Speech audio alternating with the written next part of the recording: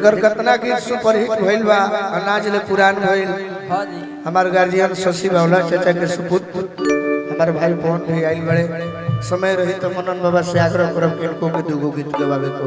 सही जयंती मंगला काली भद्रकाली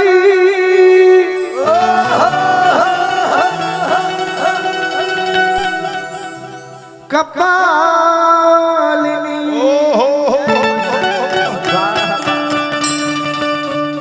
दुर्गा क्षमा शिवा धात्री स्वाहा स्वधा नमस्तुते।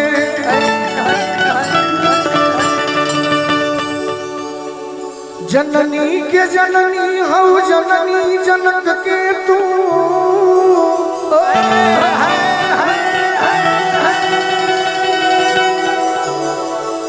जयती जयती जयकार जग जननी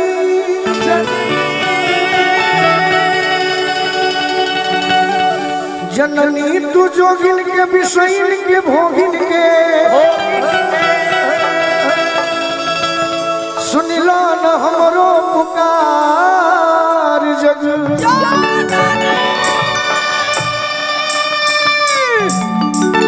हमार भीम भाई आई बड़े फोन करके कहले कि उहे आज भजन सुनई हो। बड़ी पहले एगो नौजवान भाई अपने प्रेमिका के बारे में कहले रहे कि दिल तूड़ी उड़ी अरे गइलू ए बाबूनी तोड़ देलू प्रेमवा के डोरिया।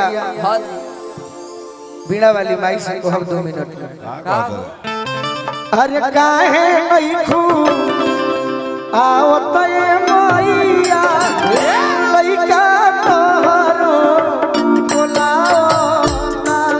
अरे काहे नहीं खू आवत ए मैया लइका तोहरो बोलाओ ना।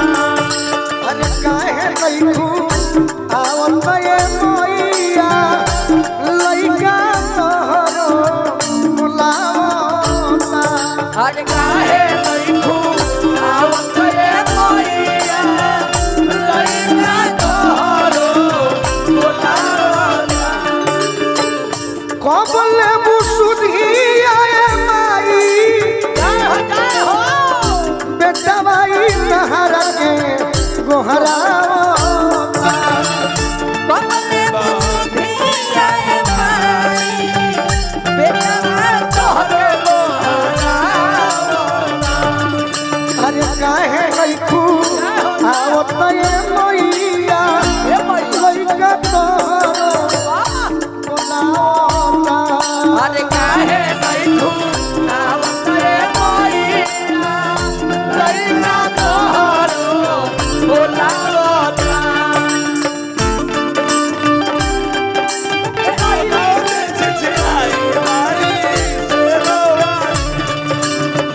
अरे पगलिया मैया तोहरे दुआरिया गोड़वा लागो तानी।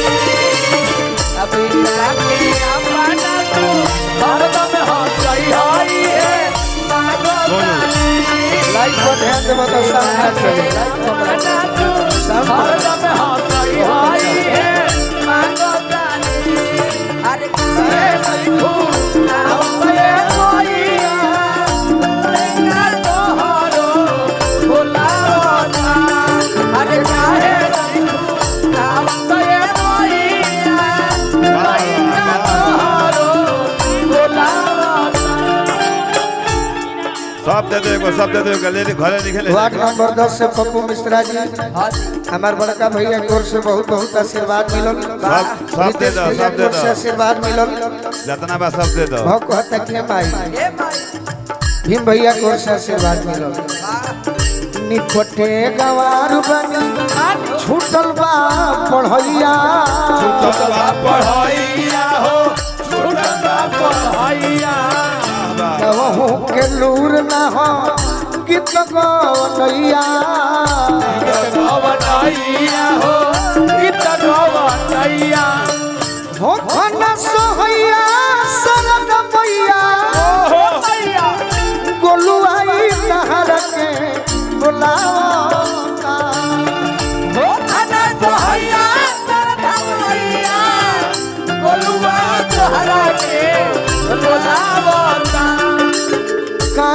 नइखू काहे नइखू आवत ये मैया बबुआ तोरो बोलावता अरे काहे नहीं खूब ये मैया चलो तो हके